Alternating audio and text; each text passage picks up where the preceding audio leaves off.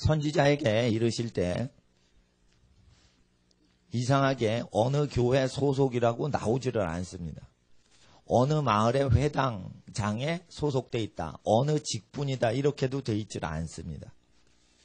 누구의 아들이다 이러면서 나옵니다. 에스겔을 제사장 부시의 아들 에스겔에게 말씀이 임하니라. 결국 하나님께서는 집안을 통하여 말씀이 예비되는 길을 예비하신다는 것입니다. 그래서 하나님께서는 교회로 무너진 집안들을 회복시키시지만 마지막 때의 완성은, 마지막 때의 위대한 일은 각 가정별로 하시려고 하는 뜻이 있는 것입니다. 사울이 유대사회는 다 성전과 회당에서 하나님을 섬기는 사회입니다. 그런데 다윗, 이 사람이 누구냐 할 때 이새의 아들 다윗입니다. 다윗은 유다 지파고 레위 지파는 아닙니다. 성소에서 하나님을 섬기는 레위 지파는 아니지만 유다 지파 다윗은 하나님의 위대한 일을 예비했던 그러한 사람이었는데, 이새가 하나님을 경외하던, 하나님을 경배하던 사람이었습니다. 이새는 삶에서 하나님을 경배하던 사람이었습니다. 그럴 때 그 이새의 아들로 등장을 합니다. 이사야 11장에 보면 아브라함의 자손의 뿌리에서라고 안 하고 이새의 뿌리에서, 이새의 줄기에, 이렇게 이새의 이름이 나옵니다. 왜 메시아가 이새의 후손으로 오신다라고 얘기를 했을까요? 왜 다윗의 후손이라고 안 하시고 왜 이사야서 11장에 이새의 후손이라고 했을까요? 믿음의 조상 다윗은 그냥 만들어진 게 아니라 이새의 인생으로 양육을 했기 때문입니다. 그래서 우리가 완전하진 않지만 완전하지 않은 우리 각자, 여러분 귀한 한 분 한 분의 인생을 통하여 위대한 하나님의 후손들이 예비되는데, 후손에게 반드시 전해야 될 언약이 있습니다.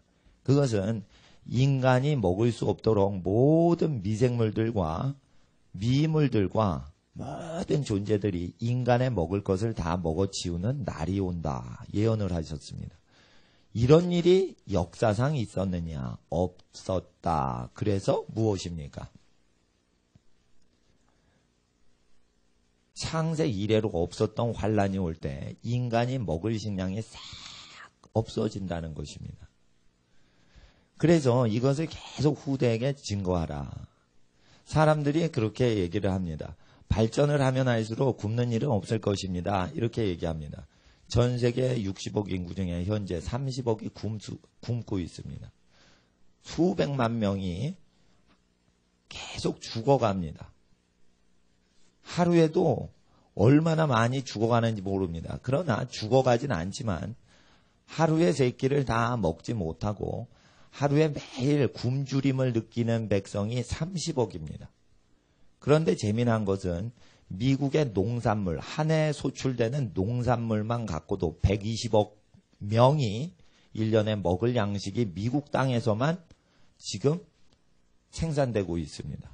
미국 땅에서 농사되는 쌀과 밀과 각종 농산물들과 과일과 채소들로 인하여 120억 명이 1년 동안 살 수 있답니다. 그러면 현재 인구가 2배로 돼도 미국 땅만 농사를 져도 다 먹고 살죠. 근데 왜 60억인데 30억이 굶어 죽습니까? 게다가 미국만 농사 짓는 게 아닙니다. 아르헨티나 농사 짓죠? 호주 농사 짓죠? 그리고 뭐 큰 국가들 농사 많이 짓는 국가 굉장히 많죠. 프랑스의 농업 1년 생산량, 한 해 동안 프랑스 생산량, 농업 생산량만 따져도 유럽의 전 인구가 먹고 삽니다. 1년 동안. 그럼 프랑스 한 국가만 농업 생산국이 되면은 모든 국가들이 다 먹고 살죠. 그래서 식량 걱정이 없을 것 같습니다. 근데 식량이 자꾸만 부족해 갑니다.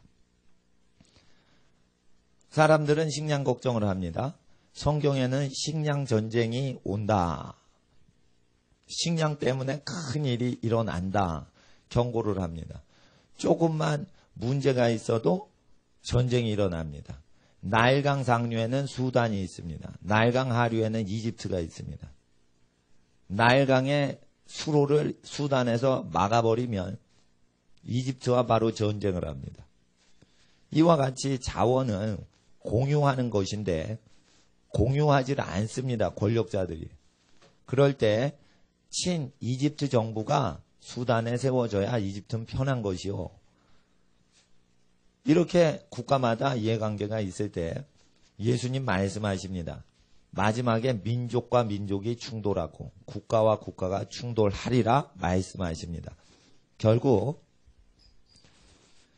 국가끼리 충돌하여 식량전쟁이 일어날 뿐더러 미물들까지 메뚜기까지 동원되고 늑과 팥종이까지 동원돼서 이 미물들이 인간이 먹을 모든 것을 해치워 먹는다는 것입니다. 그래서 자 여기 10절과 11절을 한번 읽어 봐주세요. 10절과 11절 시작.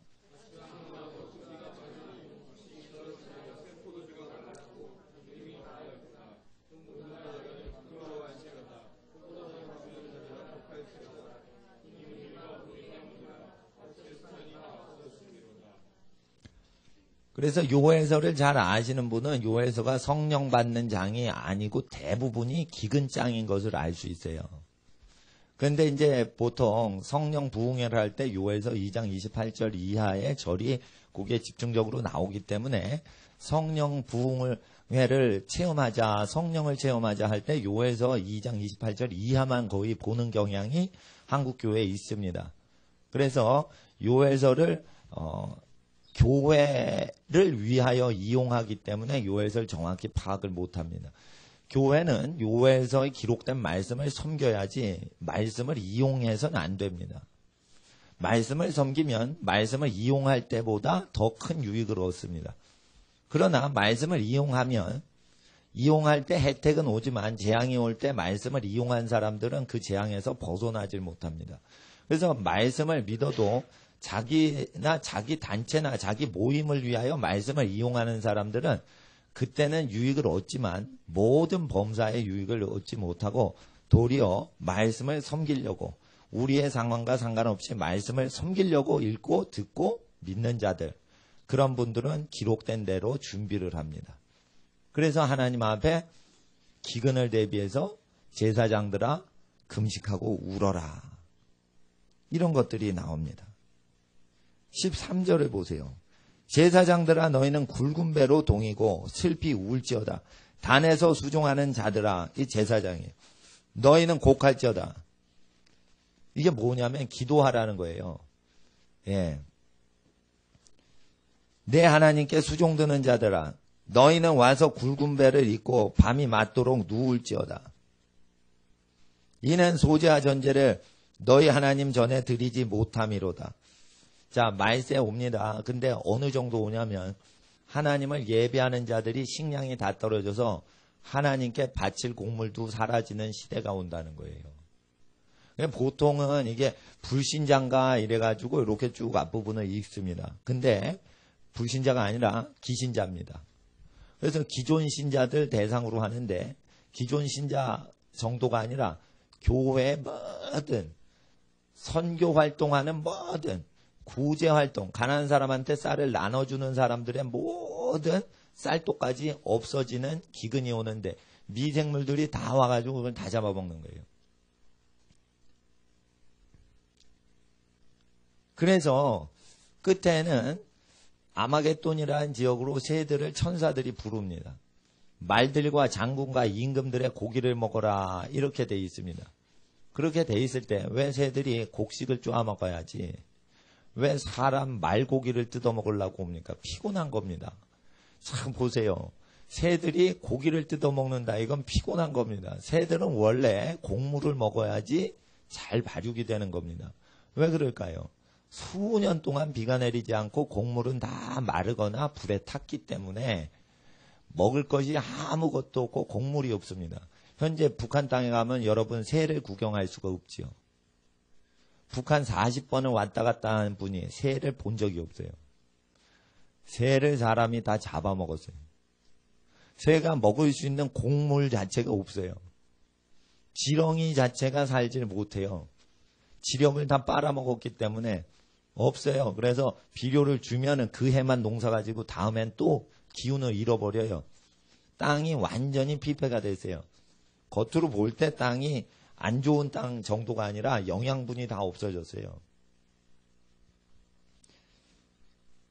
지금 재앙이 오지도 않았는데 북한 땅이 그럽니다. 근데 북한 땅 같은 현상들이 전 세계에 이제 온다는 것입니다. 예. 그리고 평양에서 개성 쪽으로 가는 고속도로는 평양에서 개성 간 고속도로는 북한에서 가장 좋은 고속도로입니다. 근데 굉장히 울퉁불퉁합니다. 가다가 소를 봤습니다. 이 차창으로 소를 봤습니다. 굉장히 거리가 먼데 소 갈빗대가 드러난 것을 정확히 제 눈으로 다 볼 수가 있었습니다. 소가 그렇게 다이어트를 하고 싶어서 한 게 아니라 아마 먹을 풀이 없기 때문에 그렇게 멀리 차창으로 멀리 달려가는 차에서도 송아지가 아니라 다 큰 소인데 갈비뼈가 이렇게 여러 개가 있는데 세보진 않았지만 잘 보면은 셀 수 있을 만큼 그렇게 소가 앙상하게 굶고 있었습니다. 그런 걸 볼 때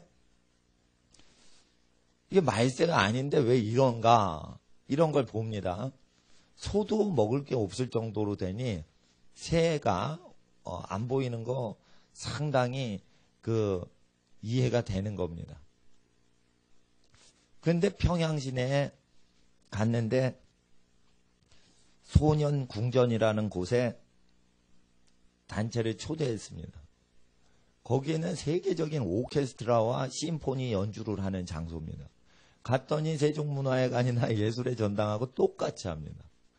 턱시도나 이런 거 다 입고 다 나옵니다. 바이올린, 첼로, 뭐 이렇게 팀판이 이래가지고 각양에 엄청난 아름다운 악기들과 최고급 무대와 객석들로 가득 차 있습니다. 거기 40번 왔다 갔다 하신 분께서 NGO 본부장 하시는 분께서 40번 왔다 갔다 하는데 이 모임에 초빙받은 건 처음이래요. 근데 저는 처음 갔는데 거길 간 거예요. 옆에 평양 시민들이 이렇게 격리되지 않고 같이 저희랑 앉았어요. 그러니까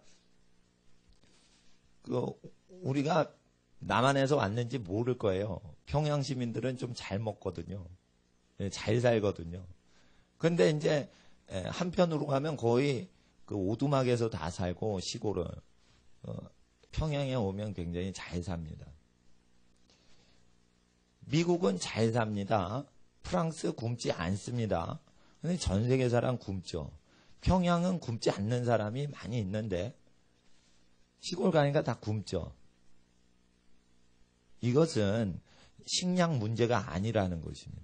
반드시 아셔야 되는 건 기근이 오는 것은 식량 문제가 아니라는 것입니다.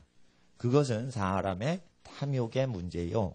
사람의 탐욕이 없어도 가난히 한 것은 모세의 율법을 잃어버리고 경제 공의를 잃어버리기 때문에 사람은 착할지언정 사회제도가 하나님 법을 멀리하기 때문에 가난이 오는 것입니다. 이것을 예비해야 되는 것입니다. 그럴 때 금식하라. 마음을 찢고 하나님 앞에 기도하라. 이것이 요에서의 주 목적인 것입니다. 2장 28절을 보세요.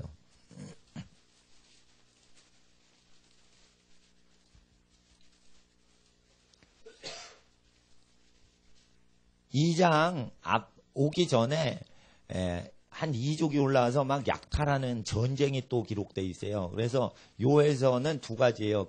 엄청난 기근이 오고 엄청난 기근 이후에 전쟁들이 일어난다. 그런데 회개하고 하나님께 부르짖어 기도하면 주님께서 2장 24절에 마당에는 밀이 가득하고 장독대에는 새 포도주와 기름이 넘치게 도와주신다. 그리고 늑과 메뚜기 황충 팥종이가 먹은 횟수대로 너희에게 갚아주리니. 이렇게 25절에 돼 있죠. 그러니까 결국은 재앙으로 갈 때 이게 영적인 하나님의 재앙으로 내리는 경우에는 교회가 단에서부터 기도하고 여러 가지 이렇게 즐거운 일을 하는 것보다 기도하는 것이 종말을 준비하는 교회가 되고 믿는 사람이 된다라는 것입니다. 그래서 28절을 보세요. 28절을 읽어주세요. 시작.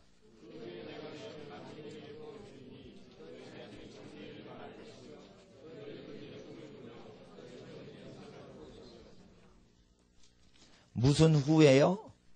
기도해서 하나님의 뜻을 돌이키고 하나님의 뜻대로 거역한 걸 회개하고, 그리고 가난이 왜 왔는지, 전쟁이 왜 왔는지 여호와의 뜻을 기억하고 회개를 하면 성령이 온다는 뜻이에요. 그러니까 뭐냐면 말세에 부흥회를 하면 성령이 온다는 뜻이 아니에요. 이게 무언가 하나님의 공의를 뒤튼 게 국가적으로 있으면 회개를 하고, 교회적으로 하나님 앞에 잘못한 게 있으면 회개를 하고, 가정적으로 우상숭배한 것이 있으면 회개를 하고, 가난한 사람 것을 착취한 게 있으면 회개를 하고, 이렇게 회개를 한 이후에 여기에는 경제적인 죄를 회개하는 것이 대부분이 차지합니다. 경제적인 문제와 경제적인 문제를 해결하는 기도와 금식과 회개 운동 이후에 성령이 내리신다. 그러니까 성령님은 경제하고 연관해서 임하시는 겁니다.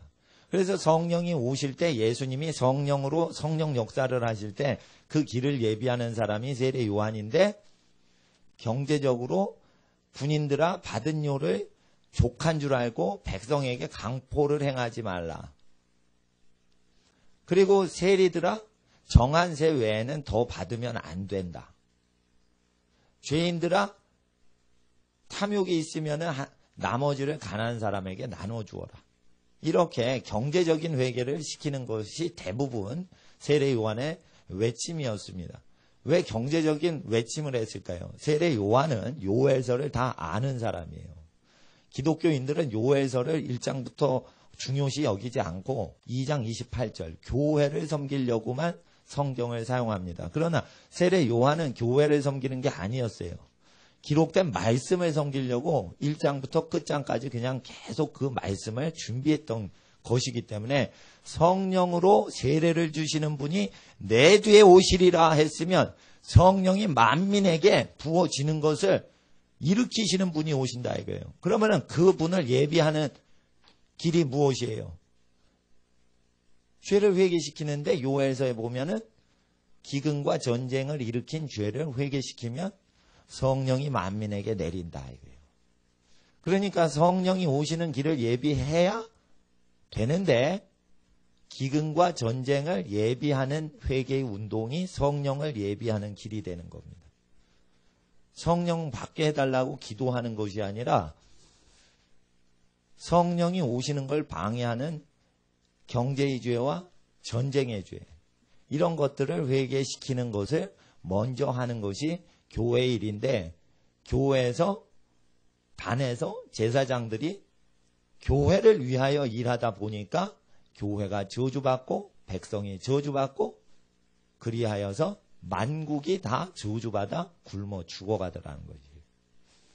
그러니까 여기서 교회가 이 지경까지 가는 날이 온다. 그러면 교회가 굶어 죽는 날이 온다. 이런 일은 역사상 없었다. 역사상 없었다는 것이에요. 그래서 성령이 만민에게 부어질 때는 반드시 이러한 요엘서 1, 2장의 죄를 회개해야만 성령이 온다는 것입니다. 그리고 29절을 읽어주세요. 29절 시작.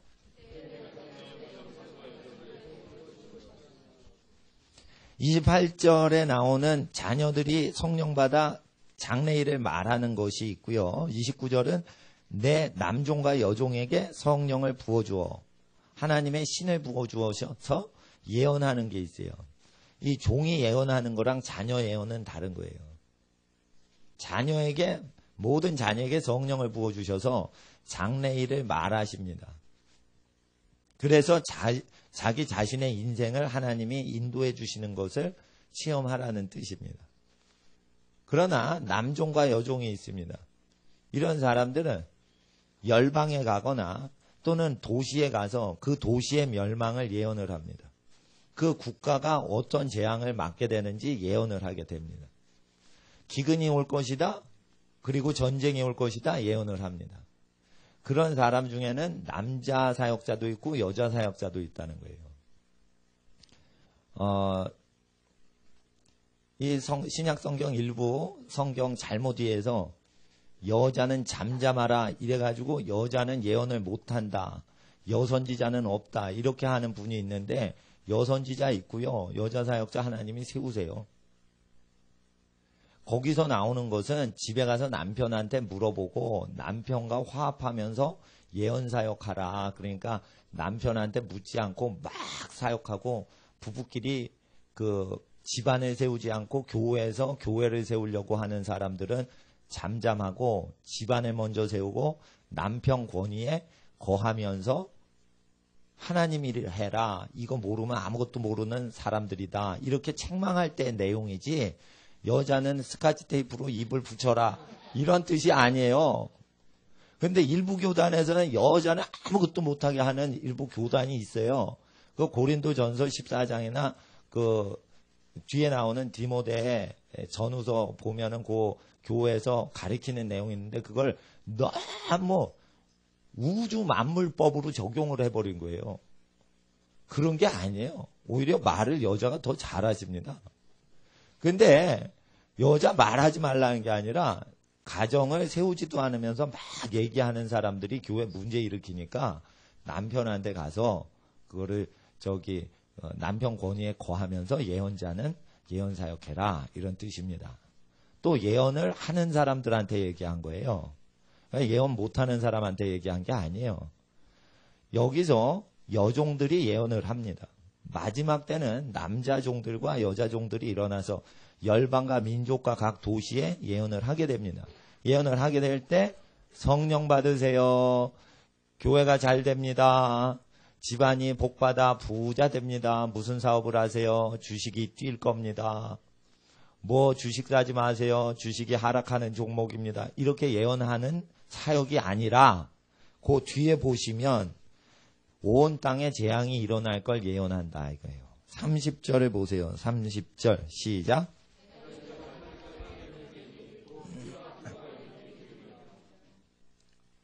이적을 하늘과 땅에 베풀리니 그럼 좋은 거 베푸셔야 되는데 피를 베푸세요. 달이 핏빛같이 변해요. 31절 보면 달이 핏빛같이 변해요. 사람이요 달 날아가서요 페인트 칠을 할 수가 없어요. 그럼 뭐예요? 이게 이적이란 말이에요. 앞으로 쭉 가다가 사람을 많이 죽이죠. 그럼 달이 빨갛게 변합니다. 달은 해를 비치는 증인이에요. 하나님의 말씀을 쫙 증거하는데 전 세계 기독교인을 다 죽여버리는 그 참혹한 환란의 때가 오면 달이요 어두운 밤 가운데 그래도 빛을 반사하는 증인인 달이 해를 직접 보는 달이죠. 달은 해를 직접 보고 지구에선 해를 못 봐요. 그때 직접 해를 보고 있는 달이 빛을 전달해 주는 거예요. 그와 같이 어두운 세상 사람 하나님을 못 봐요. 그런데 하나님을 보고 그 얼굴낯을 구하고 예배드리는 자들이 복음을 증거할 때 복음 증거자를 전 세계적으로 막 죽여요. 왜 죽이냐? 모든 종교가 하나로 통합되는데 유별나게 우상 숭배하지 말라 외치면은 종교단체들이 진짜 하나님만 섬기는 자를 왕따를 시켜요. 그리고 정치인들이 그 왕따된 기독교인들을 죽인단 말이죠. 그때 이제 달이 핏빛같이 되고요. 해가요. 총당같이 검어져요. 그래서 해가 어두워져요. 계시록에 말꼬리 총담같이 어두워진다. 새까맣게 된다. 그건 뭐냐면 인류의 하나님께서 일반 은총을 거둬가시는 거예요. 불신자라도 일반 은총 주시는 게 있어요. 만물에 호흡을 주시는 건 하나님이세요. 불신자라도 누가 호흡을 주세요? 불신자 심장을 하나님이 지금도 뛰게 해주시는 거예요. 불신자가 자기 심장을 펌프질하는 게 아니에요. 엄마 아빠 사랑은 하나님이 만물 속에 내려서 엄마 아빠에게 그 사랑스러워하는 마음을 주시는 거예요. 그러니까 사실 부모님이 갓난아기 사랑하는 것은 하나님을 체험하고 있는 현상이지 자기 사랑이 아니에요. 근데 사람들이 엄마 아빠 사랑이라고 그러죠. 그게 원래 하나님을 엄마 아빠가 지금 체험하고 있는 현상을 얘기하는 거예요. 그래서 엄마 아빠 역할을 하시면은 하나님 아버지께서 만물을 낳고 돌보시는 체험을 하기 때문에 하나님의 형상으로 돼가는 것이죠. 그런데 나중에는 하나님이 해를 어둡게 하실 때 만물 가운데 있는 일반 은총을 다 걷어가 버려요. 그러면은 선지서에 때가 오는데 자기 새끼를 식인종같이 잡아먹는 시대가 온대요. 그렇게 된다고 돼 있어요. 그러니까 일반 은총을 다 인간에게 하나님이 베푸셨던 모든 것을 다 빼가세요. 그야말로 생지옥이 돼버려요. 지옥 가서 지옥 보는 게 아니라 이 온 땅이 지옥 같은 세상이 돼버려요. 그래서 그 재앙을 창세로부터 경험한 적이 없는 대환란이 온다. 이렇게 얘기하셨어요. 그래서 우리 세대에 그것을 겪지 않아도 이걸 어린 세대에 자꾸만 전달하라고 명령을 하시는 거예요. 그럴 때 성령이 오시면 이적을 베푸시는데 피를 증거하시고 불을 증거하시고 연기 기둥을 증거하시는데 불은 뭐냐면 성령 불이면 좋을 것 같아요. 성령이 오시면 예수 피를 증거하시고 성령이 오시면 성령의 불을 증거하시고 성령이 오시면 성령의 연기와 같이 구름이 빛난 구름이 쫙 변화산에 덮지요. 구름 속에서 음성이 나요. 그 구름이 연기예요. 성령의 연기. 솔로몬이 정전에 들어가면 연기가 하나님의 영광으로 연기와 같이 가득 차다. 그게 성령의 임재예요. 성령의 권능이 임하셨는데 그 구름 같다 이거예요. 구름 속에 베드로와 요한과 야고보가 들어가면 초막셋을 짓고 자기도 모르는 말을 막 하더라 이게. 그래서 성령이 오시면 예수 피와 예수 불, 성령의 불과 그리고 예수의 영광의 구름 속에 임재의 그 체험을 증거하시면서 동시에 세상에 피가 흘려질 것이며 세상에 불과 같은 전쟁들이 터질 것이며 세상에 불이 터질 때 버섯구름과 같이 사람을 죽이는 연기가 사람을 죽이더라 이게요. 그래서 마지막 날에 6째 나팔이 불어질 때 사람 3분의 1을 죽일 때 불과 무슨 연기와 유황이 그냥 사람 그냥 죽여버리더라 이게요. 그러니까 뭐 그 연월일시 1시간 동안 그렇게 죽여버리니까 그 시간에 죽여버리니까 핵전쟁 같아요. 전 세계 3분의 1이 한순간에 죽어버리는 사건이 온다고 돼 있으니까 핵전쟁이라고 다 봐요, 그걸. 그럴 때, 현 시대는 더 이상 핵무기가 첨단 기술이 아닙니다. 미국 프린스턴대 대학생이 20대 초반의 아이가 원자탄을 실제, 원자탄 만드는 거 미국 펜타곤의 국가기밀이에요. 대학교 교수들이 그 원자탄 만드는 걸 원자력 공학 전공한 박사 교수가 가르쳐주면 체포를 해버려요. 자기가 원자탄 만드는 전문가라도 대학교 강단에서 원자력학과 공학과 애들한테 가르쳐주면 체포를 하는 게 미국 법이에요.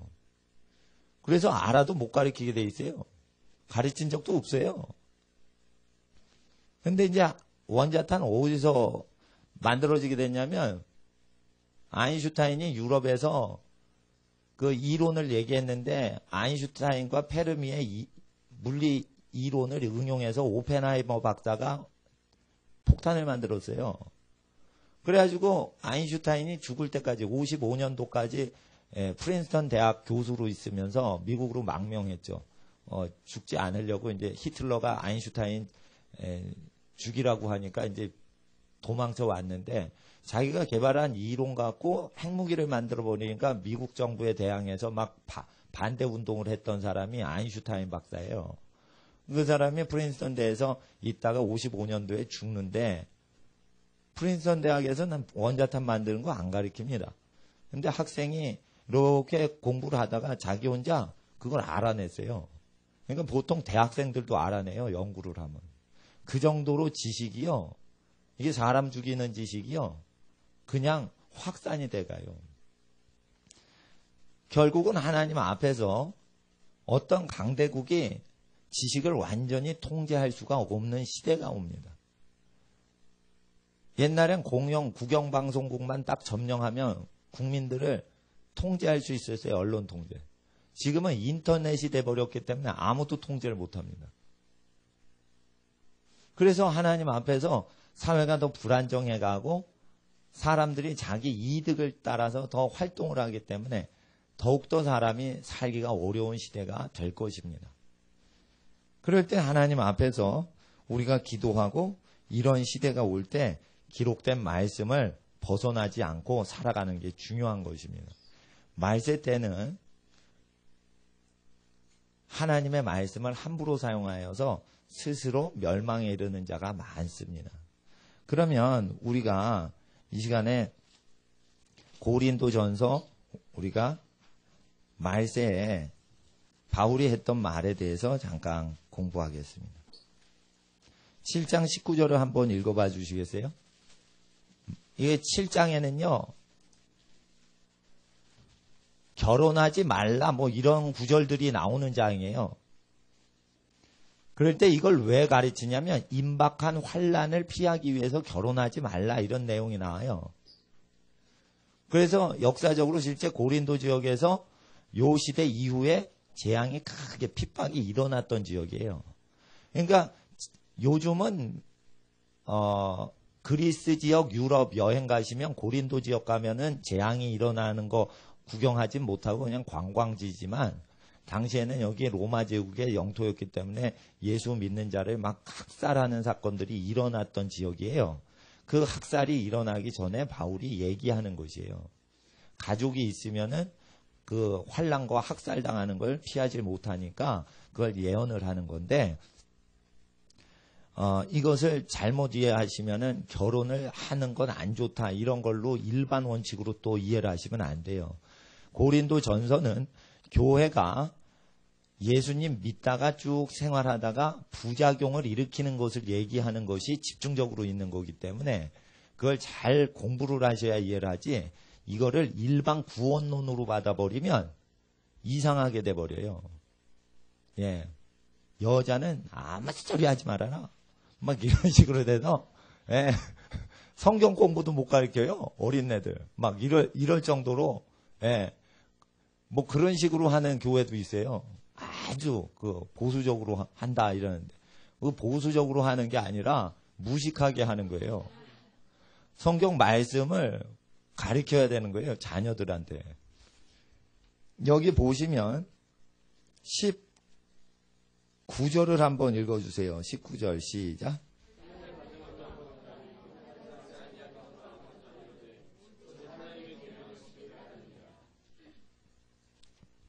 바울이 얘기하는 것은 율법을 폐지한 게 아니라 율법에 나타나는 살찌고 피 흘리는 종교 의례인 할례 행위를 할 필요가 없고 하나님께서 명령하신 계명만 지켜라. 여기 이 당시에는 신약 성경이 완간되지 않았어요. 예수 그리스도의 복음서에서 증거하시는 내용이 전달됐고요. 구약 성경만 있었어요. 그리스 지역이기 때문에 또 70인경이라고 해서 헬라어, 당시의 국제 언어인 헬라어로 히브리 성경, 구약 성경이 번역이 돼 있어요. 그래서 성경 말씀 기록된 계명을 지켜라 하는 것이에요. 그래서 구약을 폐지하는 게 아니에요.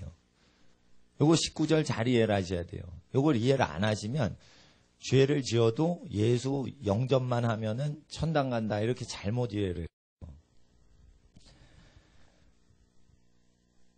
25절에 보시면 처녀에게 대하여 내가 주께 받은 계명이 없으되 주의 자비하심을 받아서 충성된 자가 되어 의견을 고하노니 내 생각에는 이것이 좋으니 26절 읽어주세요. 시작.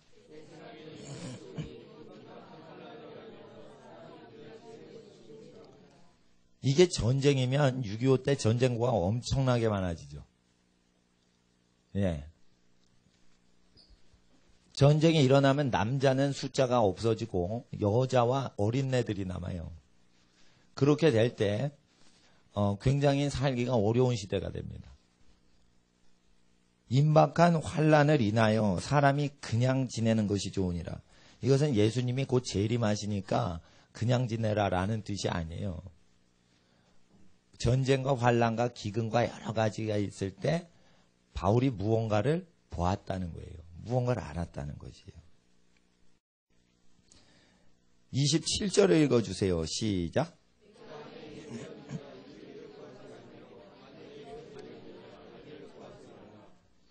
환난이 임박하면 결혼한 사람은 그냥 결혼한 상태로 지내고 결혼을 안 했으면 결혼을 하려고 막 하지 말라. 그냥 지내라. 이런 뜻이에요. 그러니까 이거는 결혼은 폐지됐다. 필요 없다. 결혼을 하면 안 된다. 이런 뜻이 아니라 환난을 대비해서 말씀하시는 겁니다. 그래서 기존에 돌보고 있는 식구라도 잘 돌봐라. 이 뜻이에요. 기존에 챙기고 있는 사람이라도 열심히 잘 챙겨라. 이 뜻이에요. 그래서 우리가 하나님이 이 말씀을 주실 때는 재앙이 올 때를 대비시키는 것이에요. FTA, 자유무역 협정을 하는데, 딴 거는 협정을 해도 돼요. 그러나, 식량을 미국한테 다 맡기고, 여기선 자동차 만들고, 이렇게 하면은 나라 팔아먹는 겁니다.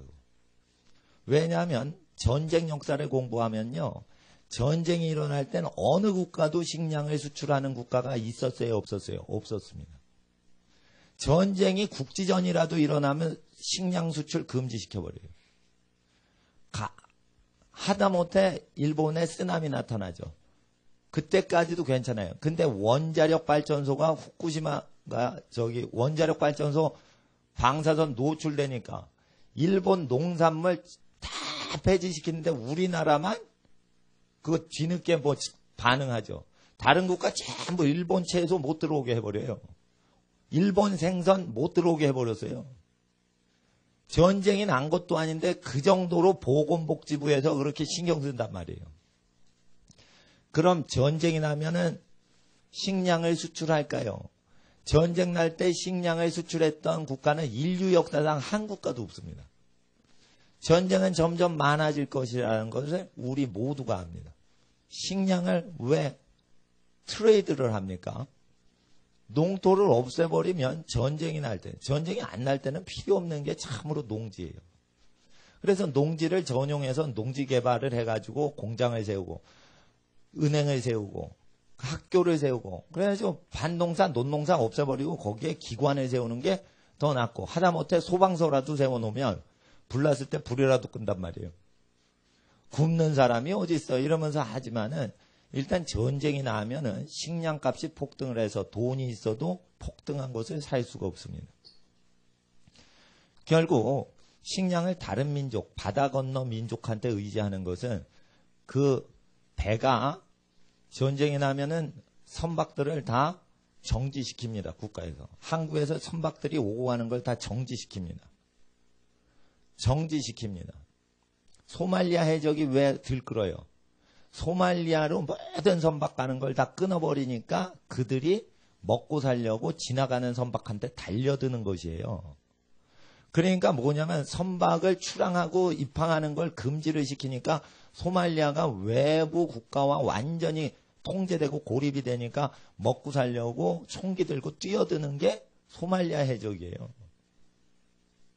그러니까 그게 도적단들, 해적단들이 한국에서 아주 먹고 살라고 해적질을 하는데 조직적으로 한다는 거 아니에요?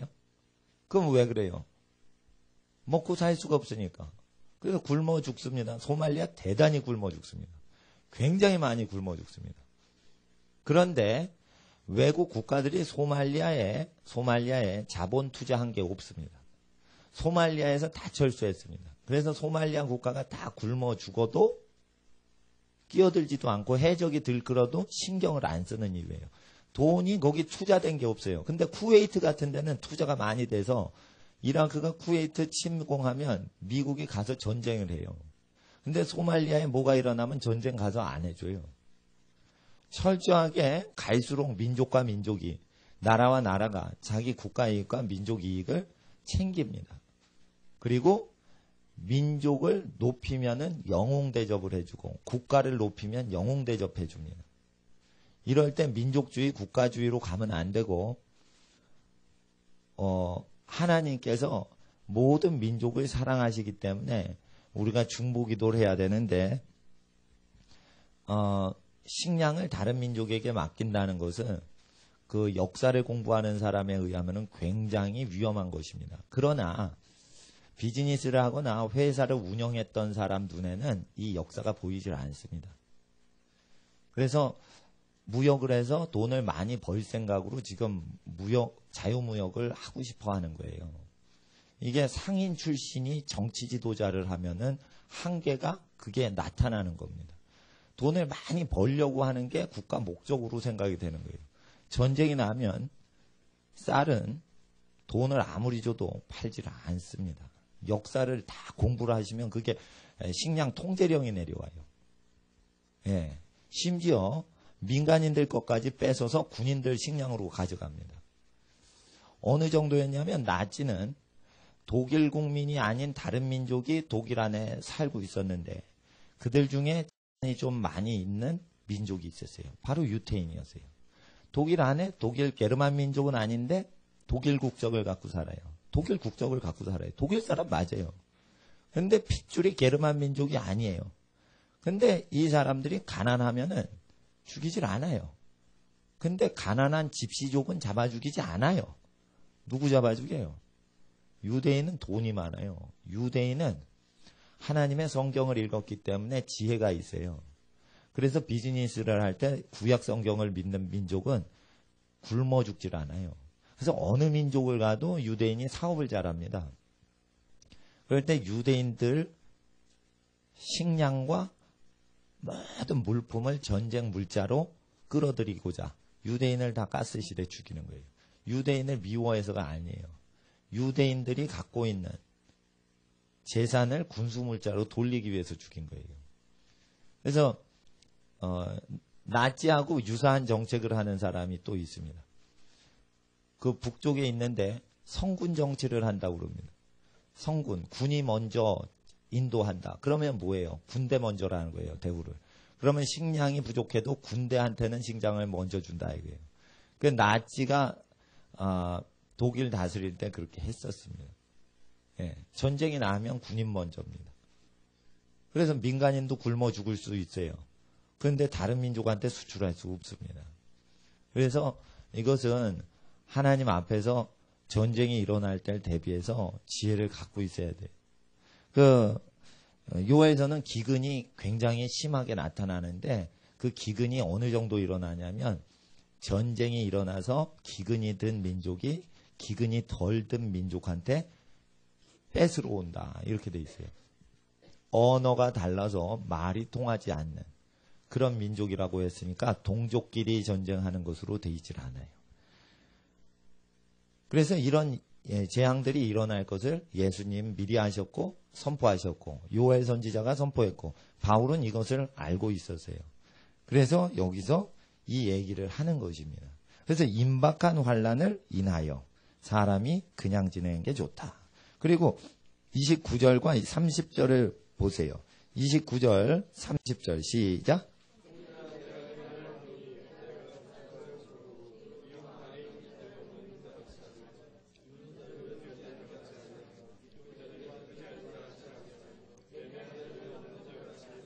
31절도 읽어주세요.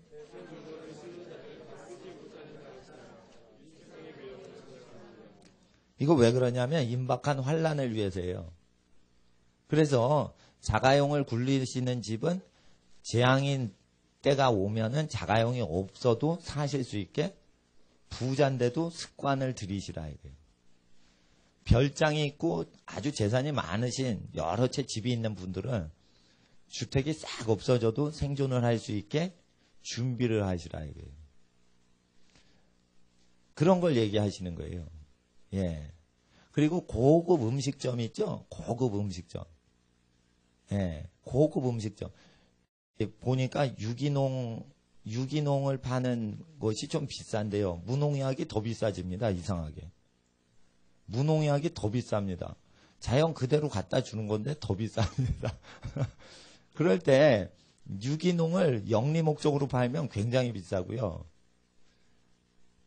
그냥 누가 옥상에서 뭐 상추 키워가지고 주시면 그냥 주시잖아요. 그거 유기농 아니에요. 네, 무공해. 근데 그냥 친정엄마가 상추 뜯어서 주시면 그냥 주시는데 상점 가는데 그 팔면은 그 농약 친 것보다 훨씬 상추가 더 비쌉니다. 이와 같이 비싸게 붙여가지고 계속 돈을 들이지 않고 그거를 활용하도록 집안과 집안의 연합과 하나 되고 서로 유무상통하는 그것을 강화시키는 것이 재앙이 오는 것을 예비하는 집안이고 사람이 서로 사랑하는 것을 이걸 해놓지 않으면은 재앙이 왔을 때 버티질 못합니다. 매매하는 자가 돼야만 되는 거예요. 매매하는 자가 없는 자 같이 하며 이건 뭐냐면 돈이 없어도 생존할 수 있게 하며 이 뜻이에요.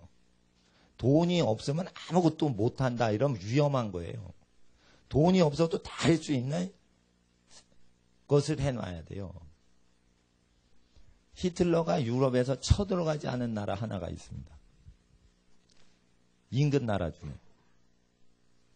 스위스인데요. 스위스는요. 알프스 산악 속에 굴을 다 파놨어요. 그래서 방공호를 계속 파놨어요. 그걸 왜 파놨냐? 스위스는 역사적으로 쌈박질을 잘하는 민족이었는데 스위스 지역의 알프스 지역의 산악민족이 모여서 스위스 연방을 이뤘어요. 그 민족들이 역사적으로 보면 수천 년 이상 전쟁을 해서 전쟁에서 진 적이 한두 번밖에 없어요. 그렇게 싸움을 잘해요. 근데 싸움을 잘하면서 준비해놨던 게 있어요. 계속 땅속에 굴을 파놨어요. 그래서 전 세계적으로 민방위 훈련 제일 준비 잘한 민족 국가 딱 하면 스위스죠. 전 세계 국가가 민방위 훈련 그 모델로 교육받으러 벤처마킹 할 때 스위스 가서 배워와요. 스위스 가서 배운단 말이에요. 우리나라도 민방위 훈련 대피소 어떻게 만드냐. 스위스 가서 배워와요. 미국도 그거 못 따라갑니다. 미국 가면은 별거 없습니다. 예. 대피소 시설 그 별로 없어요. 어느 정도냐면 제가 살던 미국 아파트가 나무로 된 아파트예요. 2층이나 3층이에요. 토네이도가 이 회오리 바람이 오면 위험하니까 3층에 사시는 분은 1층으로 내려가세요. 이렇게만 얘기해요. 콘크리트 건물이 없거든요. 옆에. 그러니까 어떻게 토네이도가 센 토네이도는 1, 2, 3층 다 빨아가지만은 아주 강한 거 아니면은 2, 3층이 박살나고 1층은 남아있거든요. 그러니까 2, 3층에 있는 고주민은 1층 집으로 대피하세요. 이 정도만 하지 스위스처럼 뭐 지하 몇 층까지 파고 막 이러질 않는단 말이에요. 독일 사람이 스위스 방공호를 잘 보니까 쳐들어가지 못한다. 이와 같이 환란이 일어날 것을 대비해서 환란이 없을 때는 편안하지만 편안할 때 환란이 일어날 걸 대비해서 돈이 있어야만 사는 매매하는 자들은 매매하는 거 없이도 사는 자 같이 준비하고 이렇게 얘기하시는 거예요. 그래서 하나님 앞에서 자동차 있으신 분은 무슨 일이 일어나면 자동차가 없어도 가족들 사실 수 있게 훈련이 돼야 되며 이런 뜻입니다. 왜 이런 것을 가르치셨을까요? 그것은 예수님께서 분부하셨기 때문이에요.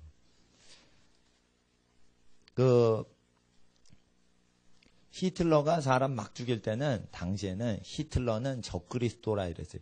적그리스도가 맞긴 맞아요. 왜 그러냐면 독일에서 독일 교회가 히틀러는 구원자다. 이 시대에 가난을 우리에게서 해방시켜줄 구원자다. 독일 교회가 다 그렇게 했어요. 영국, 프랑스의 전쟁 보상금을 갚아야 되는데 히틀러가 우리는 가난한 국가가 부자 국가한테 자본을 약탈당하면 안 된다. 영국, 프랑스한테 가난한 독일이 보상금 할 필요 없다. 이러니까 독일 국가 백성들이 다 히틀러를 좋아하고 히틀러를 위해서 계속 기도해 줬어요. 근데 히틀러가 나중에 사람 다 잡아 죽이더라 이게. 마지막에 적그리스도는 하나님을 핑계대면서 나쁜 짓 하다가 하나님 대적자로 나와요. 그러니까 그 마지막에 하나님을 섬긴다 하는 곳에서 악이 나와요. 그냥 악의 축은요. 여러분 잘 아셔야 돼요. 북한이나 이란이 아니에요. 일만하게 뿌리는 돈 좋아하는 건데 돈을 제일 좋아하는 미국에서 시스템이 나와요. 그러니까 월스트리트 그 돈을 제일 좋아하는 사람이 전 세계에 제일 모여있는 월가가 악의 축이에요. 사실은. 돈을 계속 좋아하면요. 이상한 짓을 해요. 예. 그래서 제가 미국 가서 미국에 있는 분한테 악의 축은 아마 그게 돈을 장악했는데 돈을 좋아하는 사람들이 많이 모여있는 장소에서 아마 일어나니 적그리스도 시스템은 아마 미국 시스템이 전 세계에 들어가면 적그리스도 시스템이 올 수 있습니다. 이랬더니 미국 사람들은요 전부 미국이요 기독교 국가로 생각을 하시는 분이 많아요. 근데 미국 시스템이요 표를 받으면 돈이 없어도 매매를 할 수 있게 그렇게 할 수 있는 시스템이 돼요. 그러기 때문에 조심해야 된다 이거예요. 그래서 미국은 전혀 이게 현찰을 내죠? 그럼 호텔에서 안 재워줘요. 당신 못 믿겠다 이거. 호텔에 있는 냉장고에 있는 거 먹고 튀면 어떡하냐 이거. 네가 밤중에 냉장고 갖고 가면 비치품 갖고 가면 어떡하냐. 못 믿겠다. 그래서 크레딧 카드가 있어야지 재워줘요. 아니면 수백 불 내래요. 예. 이와 같이 1대1로 거래를 못하게 합니다. 앞으로. 전부 은행을 끼고서 합니다. 수표를 내든지 크레딧 카드를 하든지. 1대1로 거래하는 거를 못하게 합니다. 왜 그럴까요? 기근이 점점 오면 국가가 가난해져요. 국가가 가난해지면 어떻게 할까요? 세금을 더 확실히 걷는 방법은. 대가족은 안 좋습니다. 핵가족 하세요. 이러면 어떻게 해요? 세 자녀가 있죠. 부모님이 있죠. 같이 살면 세금을 한 번 걷어가요. 그런데 세 자녀가 분가하죠. 부모님 따로 살죠. 가족이 네 가구가 됐죠. 세금이 4배로 늘어요. 그러니까 국가는 세금 수입 늘리려면 핵가족으로 계속해서 장사를 해야 돼요. 그래야 가이사가 자기 자녀한테는 세금 안 물리고 타인한테 물려요. 그런데 이거 예수님이 말씀하신 걸 세상 끝까지 증거하라고 그랬어요. 그래서 제가 세금 문제 나오면 꼭 얘기해요.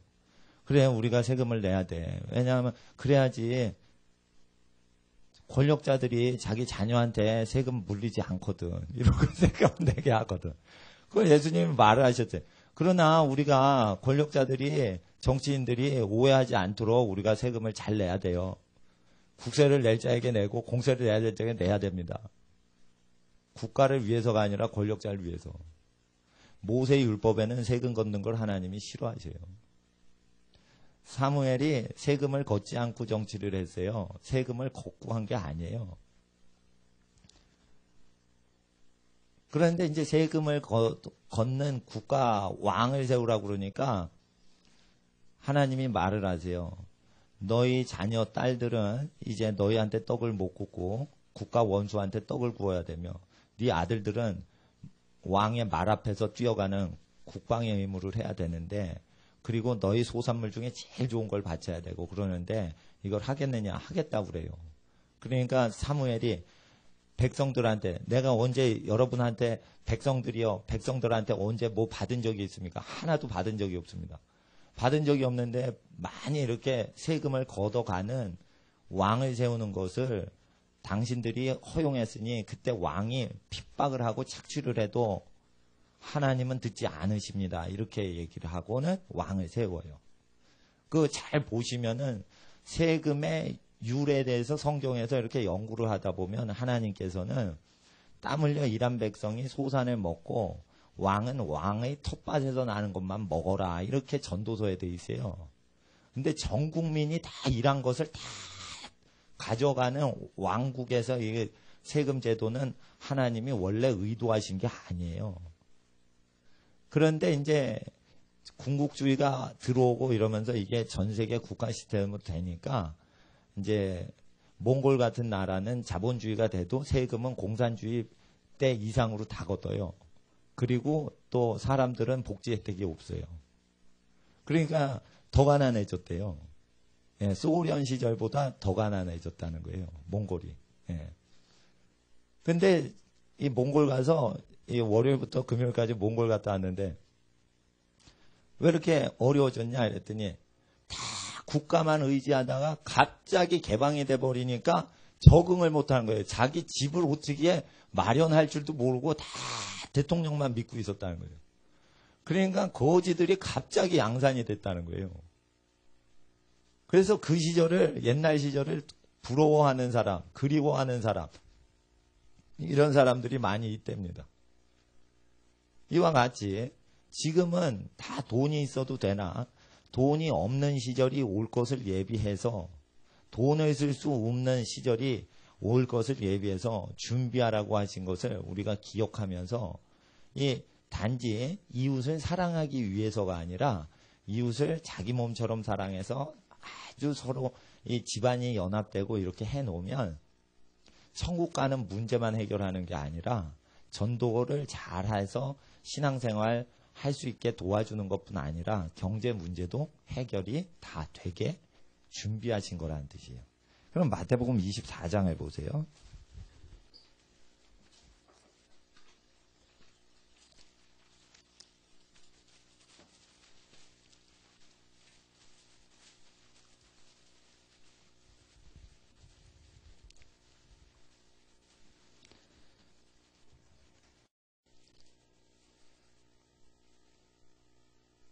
10절부터 14절, 10절부터 15절까지 한번 읽어주세요. 마태복음 24장 10절부터 15절까지 시작.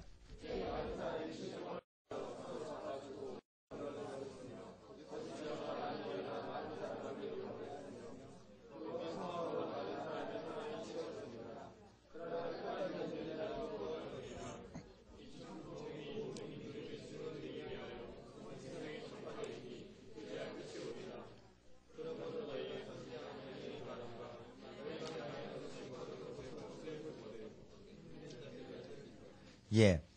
많은 사람들이 14절에 이 천국이 모든 민족에게 증거되기 위하여 온 세상에 전파되리니 그제야 끝이 오리라 할 때 끝이 와? 이야 좋은 세상 오나보다 이렇게만 생각하려고 해요.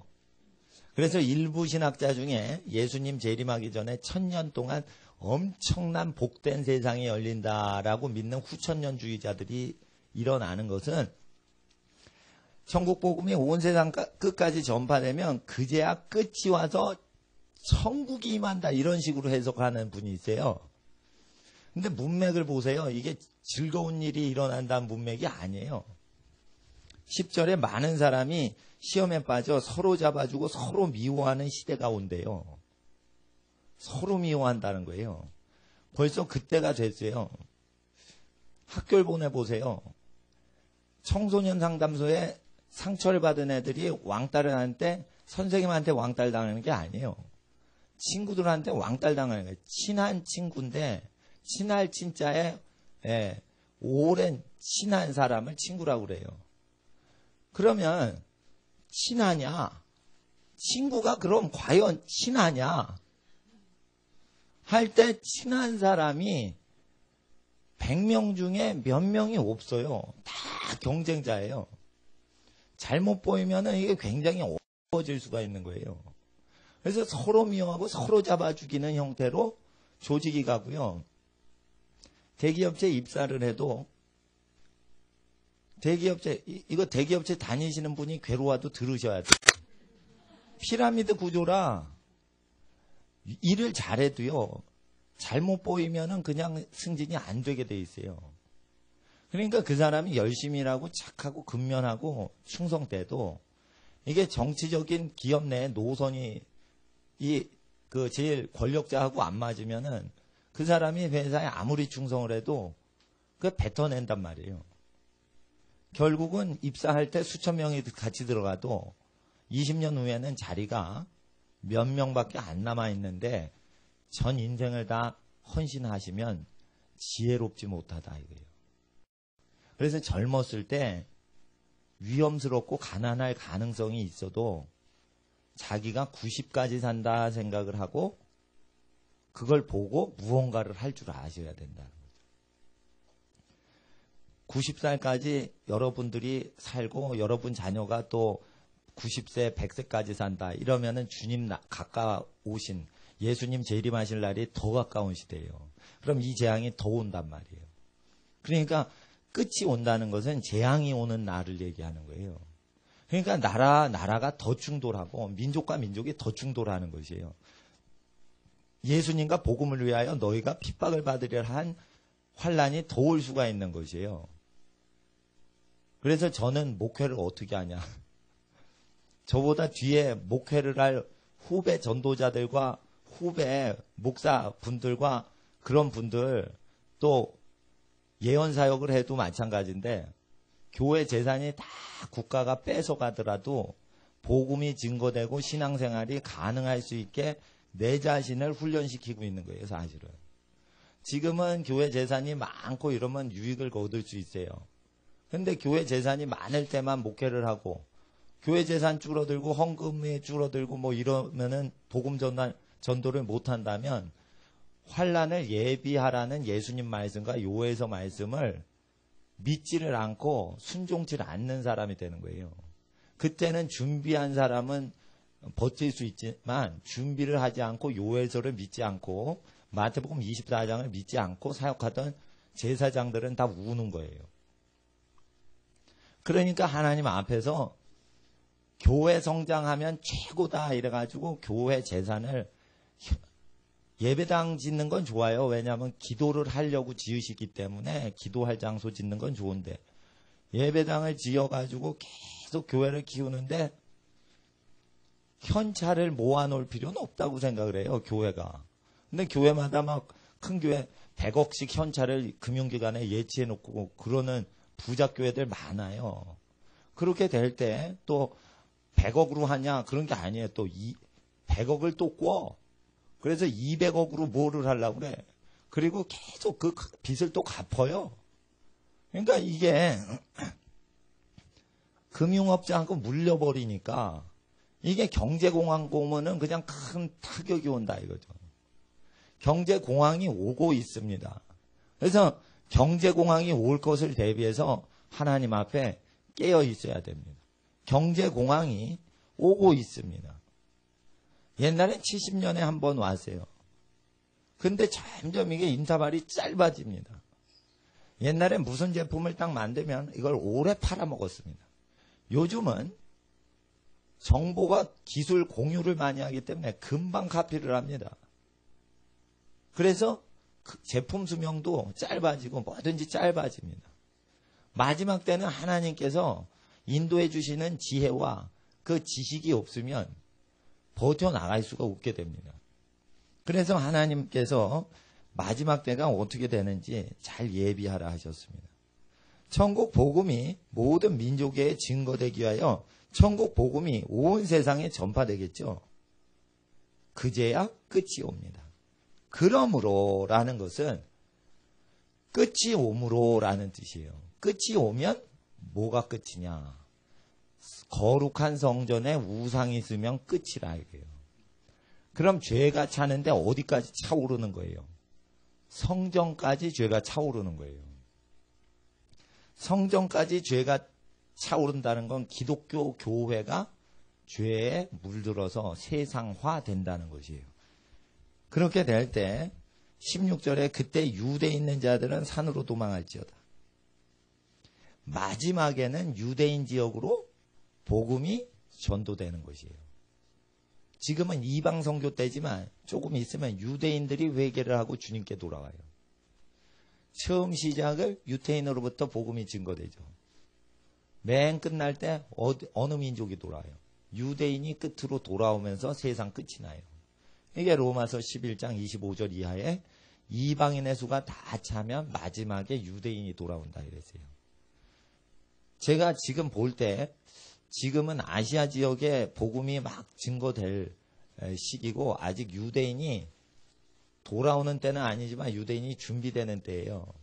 그렇지만 유대인이 돌아오려면 7년 기근이 오고 7년 대환란 때 7년 기근 때 요셉을 은 20에 팔아먹었던 형제들이 요셉 은 20에 팔려서 이방으로 팔려나갔던 요셉 밑에 절할 때까지 곡식을 못 얻어요. 이와 같이 유대인들은 영의 양식을 얻으려면 그들이 은 30에 이방 민족에게 팔아넘겼던 로마 이방인한테 팔아넘겼던 예수님 앞에 와서 마지막 7년 대환란 때 회개를 하지 않으면 그때까지 구원이 없고 영의 양식이 없고 떠돌이를 한다. 이게.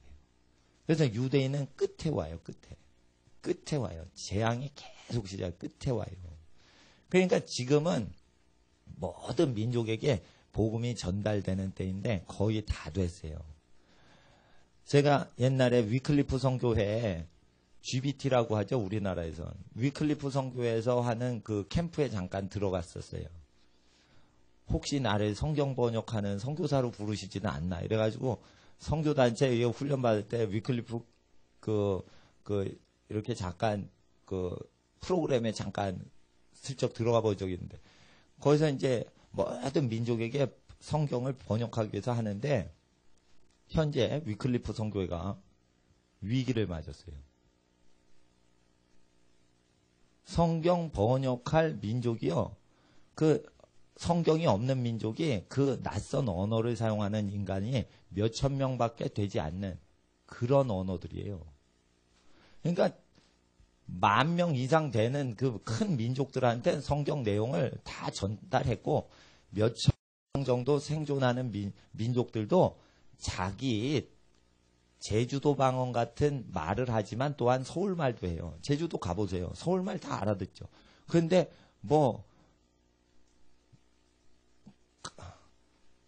흉내도 못 내겠네. 제주도 말을 나는 흉내를 못 내겠는데 그들은 막 자기들은 막 이거 신라시대 말이야 백제시대 말이야 나 모르겠는데 막 하면서 또 웃긴 거는 의사소통을 다 한다는 거예요. 와, 난 저거 무슨 말인지 모르겠네. 경상도 전라도 방언 다 알아듣겠는데 제주도 방언 내가 모르겠어요.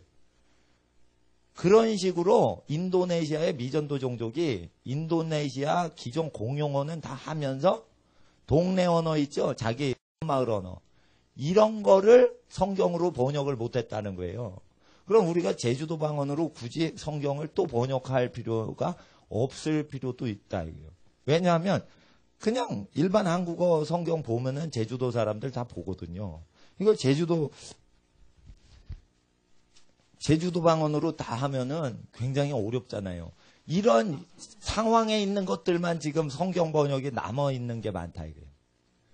그러니까 더 이상 모든 민족에게 지금 성경 번역할 거리도 많이 없고 또 선교사가 딱 헌신하면 몇만 명 정도 미전도 종족이 있어야 자기 인생을 14년 정도 투자해서 성경을 만들어줄 헌신도가 생기지 몇천 명 시골 원주민 위해 가지고 이걸 하려는 사람이 많이 없어요. 예. 그러니까 선교사 지원도 점점 없어진다는 거예요. 성경 하는 사람. 예.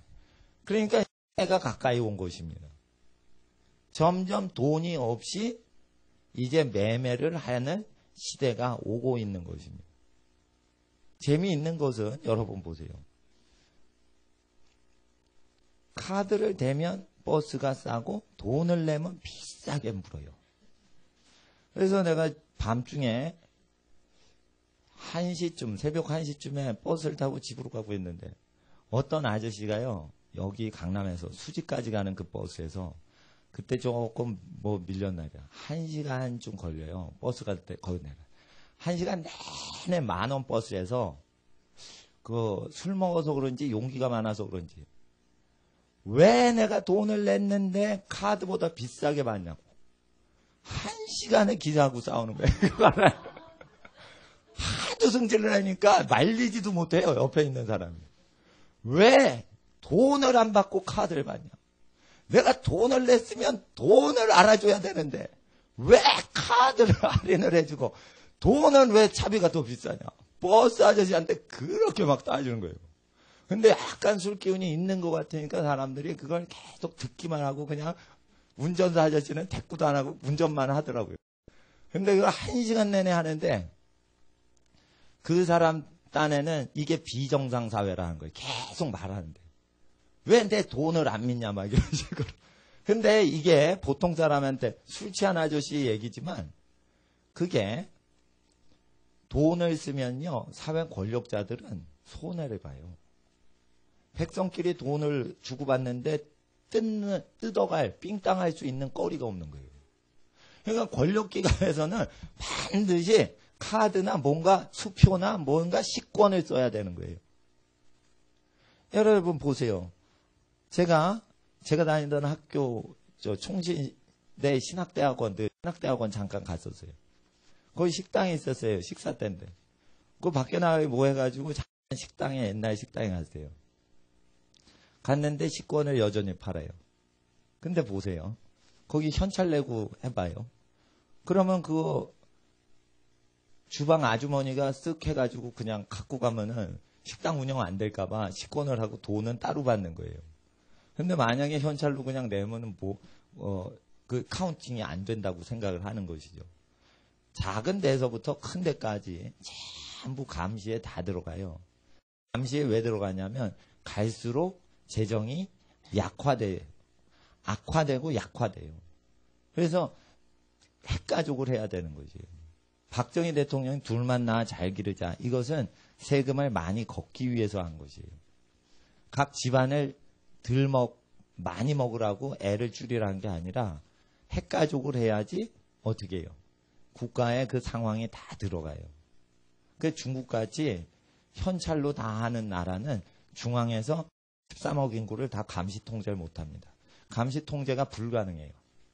그래서 국가가 조직원을 동원해서 엄청난 비용으로 국민들을 감시하고 있어요. 무지무지 비용이 많이 들어요. 근데 미국은 다 수표를 쓰고 전부 시스템을 이용하기 때문에 국민 감시를 하는 비용이 미국은 들질 않고요. 그냥 대통령이 대학생 용돈 쓰는 것까지 바로 할 수 있어요. 수표로 다 하니까. 그러니까 감시나 도청할 필요가 없어요. 뭐든지 돈으로 되게 했기 때문에 돈이 들어가고 나오고 다 감시되면 다 되는 거예요. 그래서 미국 대통령이요, 한국 대통령보다 힘이 센 거예요. 중국 대통령은 겉으로는 힘 센데 사회 밑바닥까지 통제하는 힘이 없어요. 그래서 국가 돈을 많이 모으는 거예요. 국민한테 들어가 봤자 이게 회수가 안 되니까 국가 재산을 많이 외화를 보유하고 있어야 되는 거예요. 근데 미국 같은 나라는 조금 하면 그냥 다 수표를 쓰기 때문에 자기 재산이 없어요. 다 빚으로 해요. 집도 다 30년 빚져서 해요.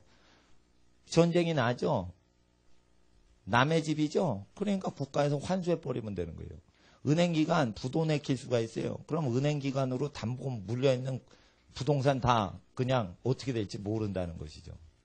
그럴 때 빚을 지지 않고 돈이 없이 활동할 수 있는 방향으로 자꾸만 나가시고 하나님 앞에서 자립경제하는 쪽으로 쭉 나가셔야 된다는 거죠. 기근이 온다고 하셨어요.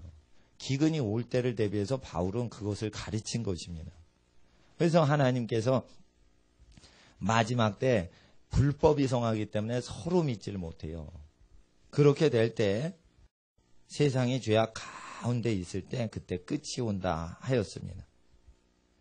그리고 24절을 보세요. 24절, 25절, 26절. 24절부터 26절까지 읽어주세요. 시작.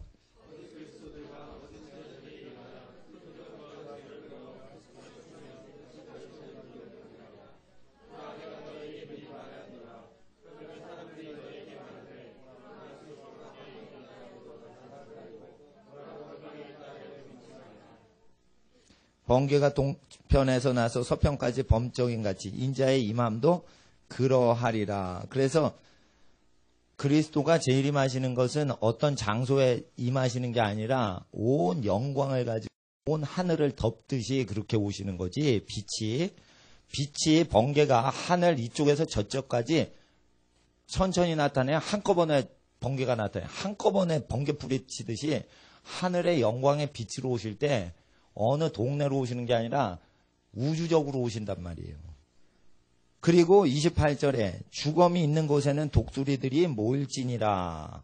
이렇게 얘기하시죠. 그래서 사람이 많이 죽을 때 독수리들이 시체를 뜯어먹고 새들이 모인다.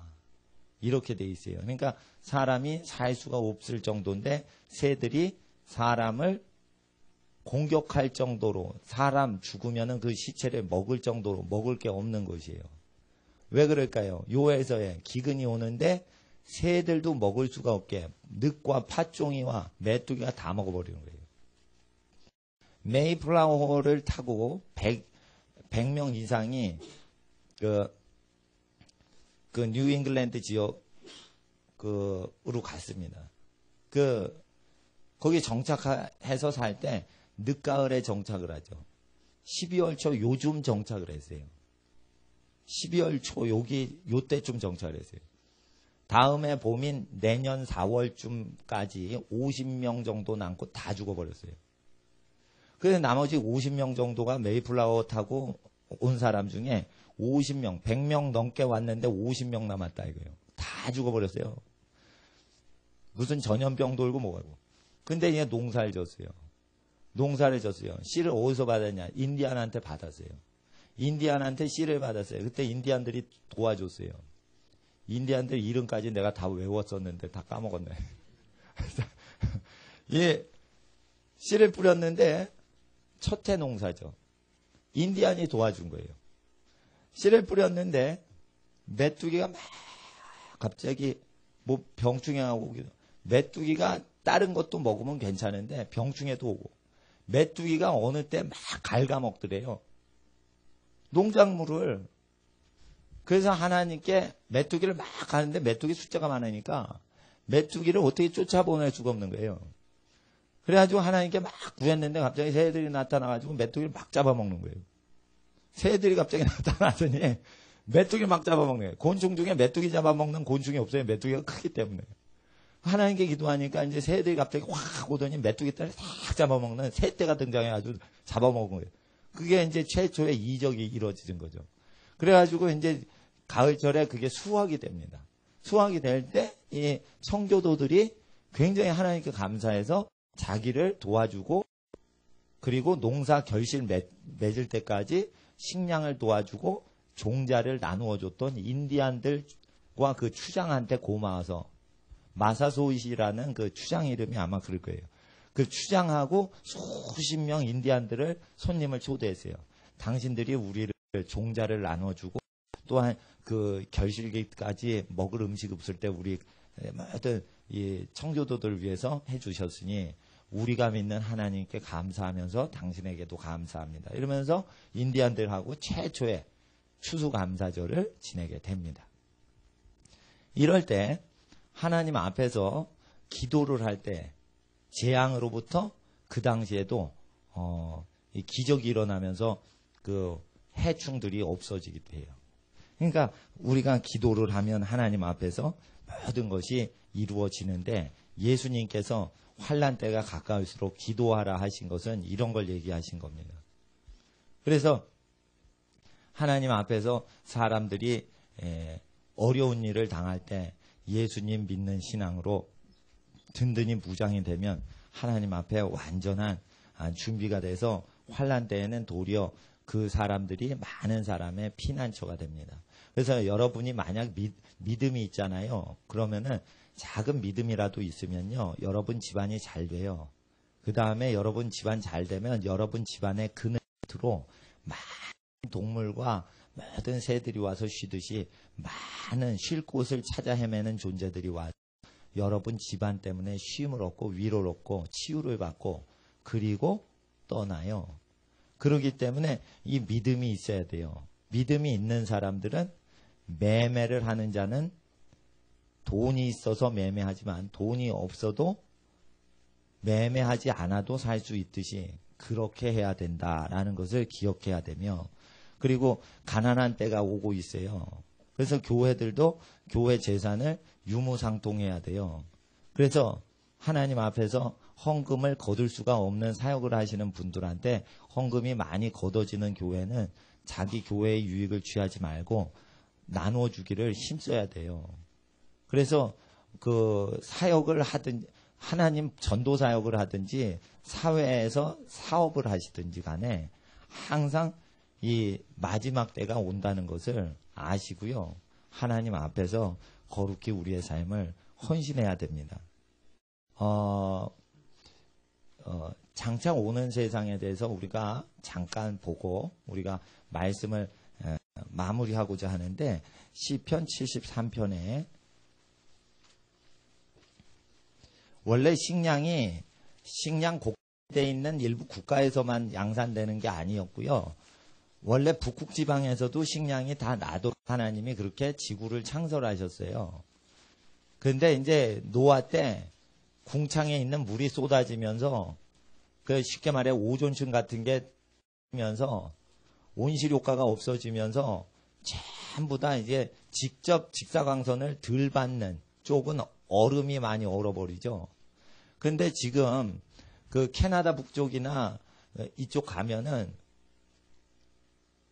웃긴 거는 코끼리가 추운 데 살아요?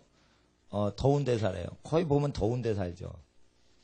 누가 그래요? 맘모스 아닙니까? 그런데 맘모스가 발견된 게 아니라 코끼리가 북극 지역 빙하 속에서 요즘 코끼리가 발견돼요. 그러니까 이제 지질학자들 이상한 거예요. 이건 맘모스가 발견되면 이해가 돼도 종류가 다르니까, 맘모스는 껍데기가 두꺼우니까 추운 지방에서 잘 살겠다 이래가지고 맘모스가 발견되면 되는데, 지금 요즘 인도 코끼리 있죠? 아프리카 코끼리. 그게 이제 북극 지역에서 발견되는 거예요. 이게 어떻게 되냐. 온난화가 되니까 북극 지역에 이게 얼음이 없어지는데 북극곰을 촬영하고 뭐 이렇게 그 내셔널 지오그래피 뭐 이런 데서 막 이렇게 영하 50도 날씨에 있는데 누구 보내가지고 사진 찍어오면 돈 많이 주고 그 사진을 사거든요. 그런 사람들이 그 북극 지역 가는데 온난화가 되니까 자꾸만 북극곰이 그 사는 생태계가 없어져요. 그걸 쭉 가다가 보니까 이 얼음 덩어리 없어지고 막 그러는데 거기서 코끼리 얼음 덩어리가 딱 등장을 한다 이거예요. 그리고 그거를 위장을 까봤어요. 코끼리 위장을. 그랬더니 얼음 그대로인데 따뜻한 지역 풀들이 거기 식물로 다 있는 거예요. 뱃속에. 그러니까 이게 그러면은 그 코끼리가 거기 살았냐? 거기가 따뜻했다는 거예요, 원래. 북극 지역이 따뜻했다는 거예요. 그러니까 사람이 살 수 있었다는 거예요. 그러니까 지질학자들이 평소에 이게 대학교 강단에서 학설을 주장했던 게 지금 막 흔들려요, 지금. 그러니까 지구 나이가 그렇게 오래되지 않았다는 거예요.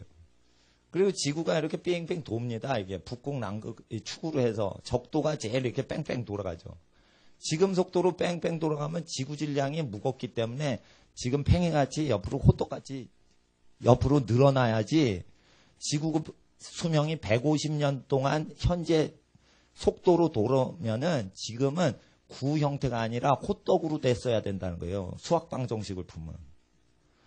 물리학에서 이게 원구가 돌 때 가속력이 붙어서 이 양쪽으로 적극적으로 삐져나오는 그 힘이 있어요. 물리학자가 계산을 150년을 해봤더니 현재 지구는 호떡 모양이 돼야지 계산이 정확히 150년이 된다는 거예요. 150년이 아니라 150억 년이 아니라는 거예요. 물리학자하고 이제 진화론 믿는 지질학자하고 싸우고 있는 거예요.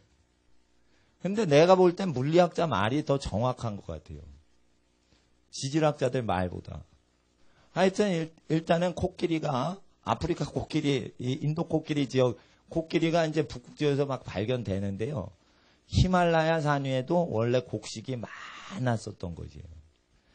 73편에 보시면 이게 장차 오는 세상인데 원래 에덴 동산을 아름답게 지으셨는데요. 72편이네요.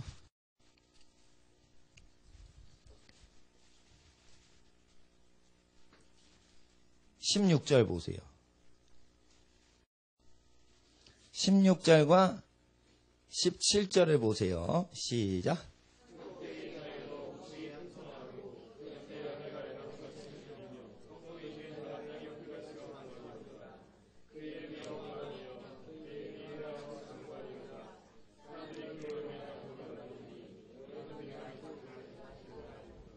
이것은 어떤 왕이 등장을 하는데 그 왕에 대해서 찬양하는 겁니다. 72장 1절 보시면 하나님이여 주의 판단력을 왕에게 주시고 주의 의를 왕의 아들에게 주소서. 저가 주의 백성을 의로 판단하며, 저는 왕을 얘기합니다. 주의 가난한 자를 공의로 판단하리니 의로 인하여 산들이 백성에게 평강을 주며 작은 산들도 그리하리로다. 이건 뭐냐면 왕이요 나중에 오셔서 의를 베푸시는데 그 왕의 이름이 예수 그리스도세요. 예수 그리스도께서 오셔가지고 솔로몬의 재판보다 더 지혜로운 재판을 하시는데 죄를 없애시는 재판을 하세요. 그랬더니 어떻게 되냐면 산들이 곡식을 내질 못합니다. 들판 곡식을 내요. 산은 추워가지고 곡식을 못 내요. 산들이 백성에게 평강 주고 작은 산들이 평강을 주는 이유는 산들이요 화곡과 열매를 내줘요. 그럼 왜 그러냐면 땅이 저주받아서 산꼭대기가 곡식이 없는 거예요.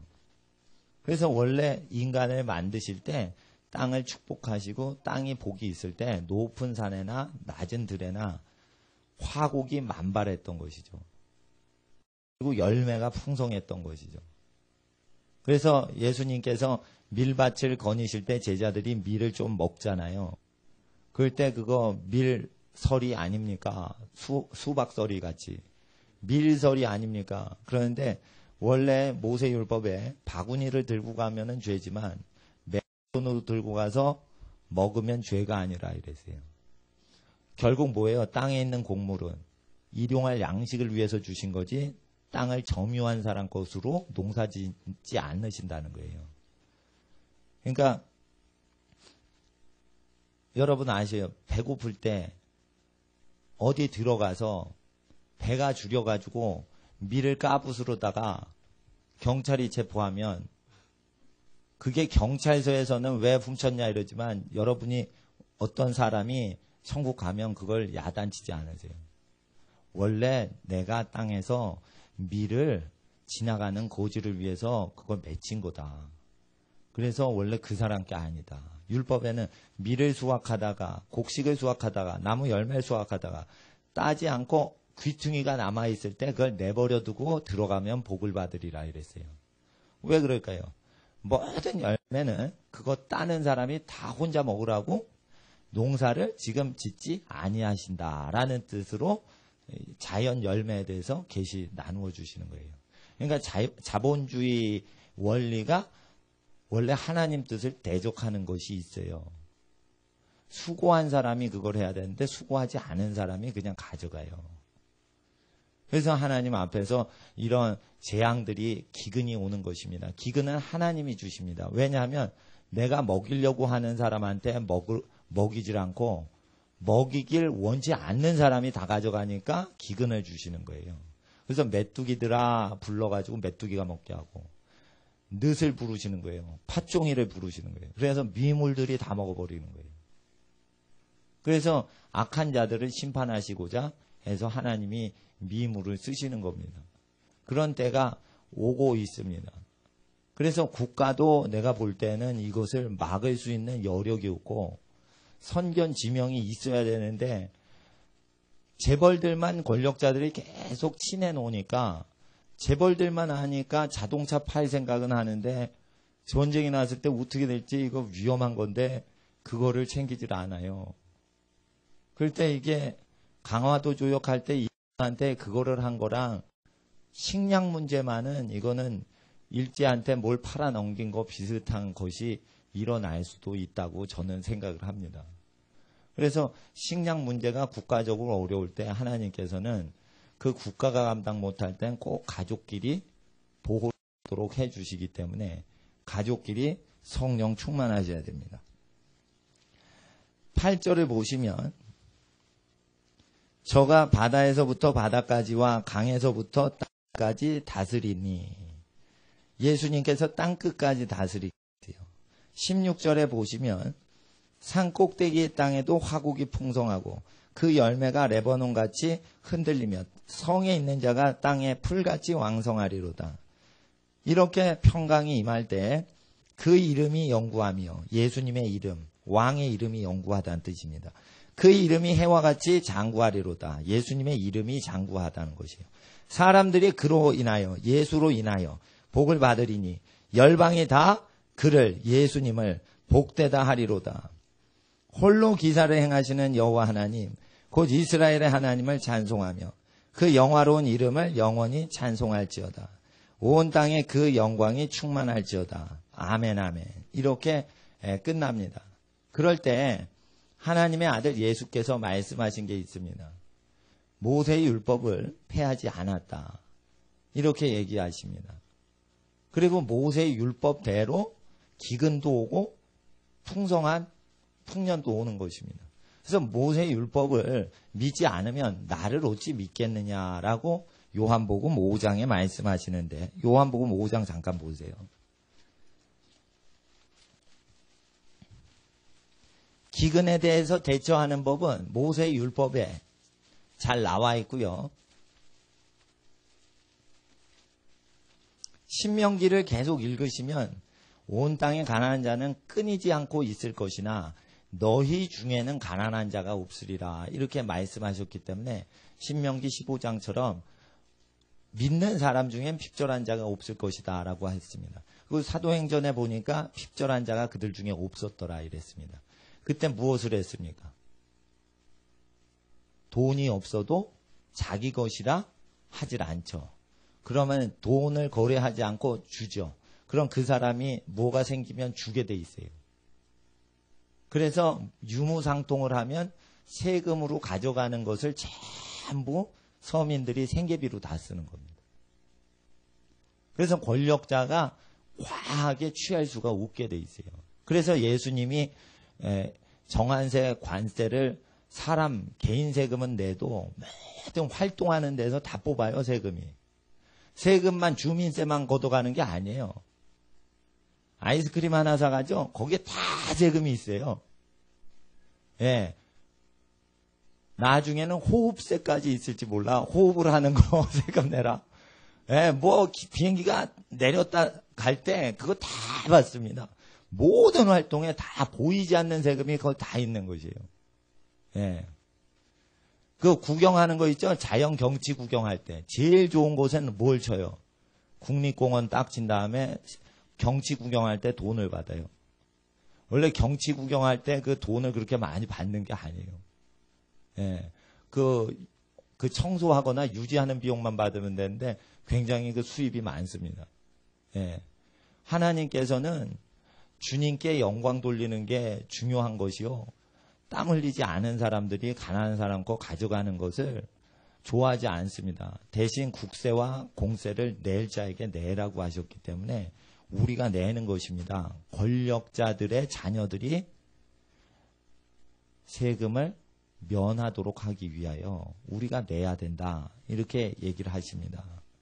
그러니까 세금을 낼 때 거지들을 도와주듯이 권력자들이 돈이 부족하지 않게 도와주느라고 내지 하나님께 바치는 거랑은 다른 것입니다.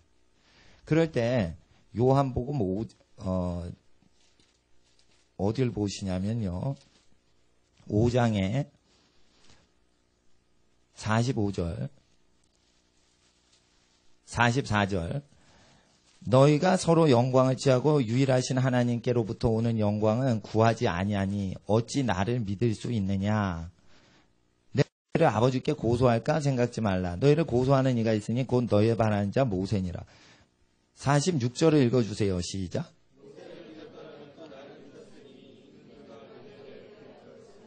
그래서 모세의 글에 기록된 내용들은 예수님의 뜻을 기록하신 거예요. 그래서 모세의 율법은 폐해지지 않은 것이에요. 단지 바울이 얘기했던 것은 할례와 무할례는 아무것도 아니니까 율법에서 말하는 할례법은 하지 않아도 된다. 왜냐하면 예수님이 살찌고 피 흘리셨기 때문에 우리는 나머지 그의 계명만 지키면 된다. 이러고 모세의 계명을 지키라고 했어요. 바울이. 10계명 지키라고 했어요. 그리고 여러 가지 계명 지키라고 했어요. 그리고 토지법이 있어요. 토지법 지키라고 했어요. 50년째는 토지가 없는 집안으로 토지를 국가에서 무상으로 배분해 줘야 된다. 이렇게 돼 있어요. 그러니까 여러분이 토지를 얻으려면 20억을 모아할 필요가 없어요. 가구당 한 1000평씩 얻는다. 한 20억 모아야 되잖아요. 50년 그냥 기다리면 극빈자도 토지를 회복하는 거예요. 왜냐하면 토지를 제조한 인간이나 국가는 없는 거예요. 국가가 토지를 제작한 적이 없어요. 그래서 공기도 국가가 만든 적이 없어요. 시냇물도 국가가 만든 적이 없어요. 토지 역시 시냇물과 똑같아요. 국가가 만든 적이 없어요. 그래서 뭐예요? 인간이 만든 적이 없는 것은 50년째 되면 그 사용권만 50년이기 때문에 돌려줘라 이런 거예요. 그거를 안 지키면 토지값이 폭등이 돼서 부동산 투기가 일어나는 거예요. 그래서 그거를 회개를 안 하면은 천국에 못 간다 이렇게 얘기하실 때 돈 좋아하는 사람들이 회개를 안 하고 모세의 율법을 말은 하는데 지키진 않아요. 요즘 믿는 사람들 역시 마찬가지예요. 그러니까 이 경제 공의에 대해서 우리가 깨닫지 못하면은 천국에 못 가요. 바리새인도 못 가요. 그럼 회개 안 하면 요즘 목사들도 못 가는 거예요. 그래서 하나님 앞에서 이 경제법을 이 시대에 2011년 후반기에 우리가 다시 생각하는 건 굉장히 중요한 것인데 멀리는 천국에 들어가는 회개의 근거로 이것이 우리의 삶을 인정해 줄 뿐 아니라 또한 하나님 앞에서 다가오는 재앙에서 우리의 모든 사랑하는 교우들의 가정들을 건져주신단 말이에요. 어떤 이는 그래요. 누가 천국에 들어갑니까? 그렇게 가리키면. 그럴 때 우리는 예수님 분부하신 말씀 그대로 증거해야 돼요. 사람은 할 수 없지만 하나님 말씀을 선포해서 이 경제 공의에 대해서 믿는 자들은 믿음의 법으로 다 그게 됩니다. 예수님의 말씀을 믿어지십니까? 할 때는 못 믿겠어요. 이러면은 구원이 안 되는 거예요. 어릴 때부터 율법의 계명을 다 지켰다라고 자기가 말을 하더라도 그때 옆에서 베드로가 우리는 다 지켰나이다 이러면서 실제 지키는 사람들 나타나죠. 이와 같이 많은 사람들이 예수의 말씀을 누가 믿고 그대로 누가 지켜 하지만은 보세요. 주위에 수많은 사람들이 우리는 모든 걸 버리고 주를 쫓았나이다. 이런 사람들이 나와요. 그러니까 하나님 앞에서 세상적인 사람이 말씀 가리키면 아무도 복음서 말씀 못 지키고 이렇게 가르치지만 그리고 그렇게 배우지만 하나님 말씀대로 사는 사람들은 옛날에는 이런 말씀대로 살지 못했으나 이제는 누구든지 회개하면 이 말씀대로 살 수 있습니다. 이렇게 가르칩니다. 그리고 실제 그렇게 살아갑니다. 그리고 많은 무리들이 그렇게 살아갑니다. 그럴 때 거룩한 자는 말세에 더 거룩해지고 더러운 자와 악한 자는 더 악하고 더러워집니다. 그럴 때 하나님 앞에서 우리가 예수의 말씀을 생각하면서 환난을 대비해서 하나님 앞에 거룩한 믿음으로 살아갈 때 부요에도 처하며 궁핍에도 처하는 일체의 비결을 배우는 여러분과 복된 여러분 가정 되시길 이름으로 축원합니다. 이 시간 기도하겠습니다. 아버지 하나님 말세를 맞이하여 기근을 대비하는 믿음으로 우리를 인도해 주시옵소서. 경제가 불안정하고 사람들이 일해서 먹고 살 수가 없기에 주식 투자나 로또 복권이나 투기성 산업에 집중하는 시대가 되어서 일을 열심히 하는 자는 어려움이 많이 일어나는 시대가 되었습니다.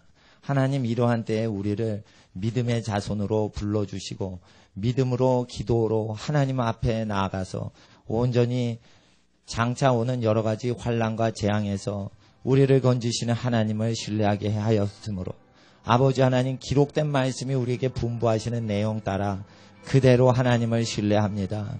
장차 사람들이 사람을 서로 잡아 죽이고 서로 미워할 때에 너희는 서로 사랑하라.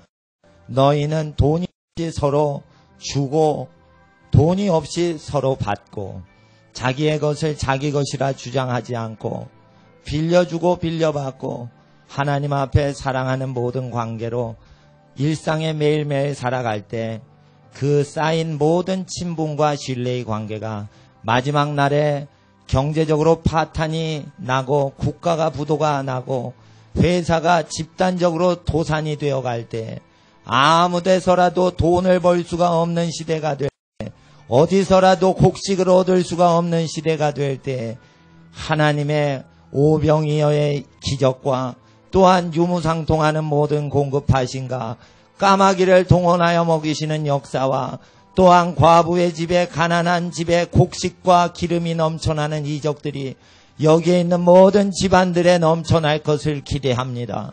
아버지 하나님 있는 자는 있을 때 없는 자와 같이 활동하며 아버지 하나님 앞에 매매하는 자는 매매할 수 없는 시대가 된 듯이 살아가는 믿음 연습을 날마다 할 수 있도록 날마다 있게 하여 주셔서 사람이 돈을 집착하여 사람을 죽이는 데까지 내어주는 시대가 될지라도 우리는 죽임에 내어주는 모든 사람들을 다시 건져내고 구원하는 하나님의 거룩한 백성이 되게 하옵소서. 아버지 하나님, 고아들을 수출하는 1위 국가가 된 한국이 많은 갓난아기를 미국의 세계에서 가장 많이 입양 보내는 저주받은 국가가 되었으나 이제도 버려지는 어린이를 입양하는 귀한 고아들을 집으로 품는 귀한 가정들이 많이 있습니다. 주님, 그러한 가정들이 많을 때 세상에 악한 사람들이 자기 자식을 낳아놓고 한 번도 얼굴 바라보지 않는 그러한 때에 우리가 회개의 복음, 거룩의 복음, 모세처럼 어린아이를 건지는 믿음의 복음을 증거하는 모든 집안마다 복의 복을 더하시고 은혜를 더하소서. 가난한 자를 위하여 기도하며 홀로 된 자를 위로하고 하나님 앞에 거룩히 살고자 하는 모든 자들에게 서로 응원하며 격려하는 신앙생활로 나아갈 때 우리는 파티를 하지 않고 기도하겠나이다. 우리는 부르짖어 기도하겠나이다. 아버지 하나님, 기도하는 모든 심령 함께 하시고 또한 항상 기도하되 또한 오후에 기도할 때 주일날 기도로 섬기는 모든 심령과 하나님 앞에 깨어있는 모든 심령들마다 주의 나라 임하시고 기근 때 공급하시고 추울 때 따뜻하게 하시고 하나님의 모든 공급하심이 가난이 온 세계를 덮일 때 아버지 하나님 앞에 부심이 전혀 없는 하나님의 권속되게 하옵소서. 이를 위하여 우리를 위해 중보하시는 예수여, 우리가 예수의 말씀을 의지하여 환난이 올 걸 대비하고 기도합니다.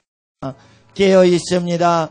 부한 집안도 깨어있게 하시고 가난에도 깨어있게 하사 아버지 하나님 앞에 늘 영광 돌리게 하옵소서. 거룩하신 예수여, 오셔서 주의 이름을 부르짖을 때 주의 뜻을 이루어 주시옵소서. 우리 주 예수의 이름을 부르며 기도드리옵나이다. 아멘. 이 시간 주여 부르짖으며 우리가 기도할 때 주여 우리의 삶에 모든 것이 합력하여 선을 이루시되 주의 오심을 다시 오심을 주의 재림을